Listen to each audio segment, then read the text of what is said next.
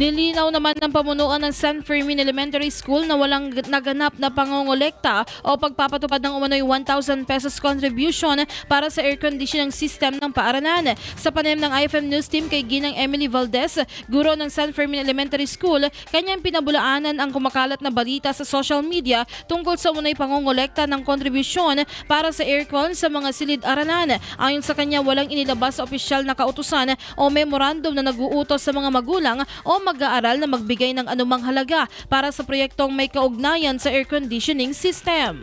Wala naman pong naganap talaga na masasabi nating formal na pagbibigay or pagkakaroon ng project na pag-usapan lang among the parents, but it was not really demanded from them na magbayad sila or whatever. So wala pang actually tungkol sa mga projects na ganyan.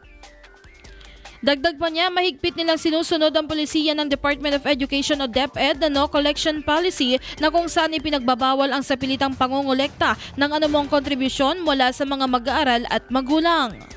We are aware naman po sa mga policies ng DepEd regarding the no collection policy. And of course, ayaw po namin na i-violate po itong mga DepEd policies. So, aware po ang mga teachers actually sa no collection policies. Kaya nagulat din po kami, sobrang parang na-amplify yung issue regarding the contribution itself. So, actually sir, nung tinanong po namin talaga yung mga teachers na concerned po dito, wala pong ganong pangyayari and we really verify that. At maaari nyo rin sigurong i-confirm sa mga parents among themselves during the discussion na meron sila during the meeting po.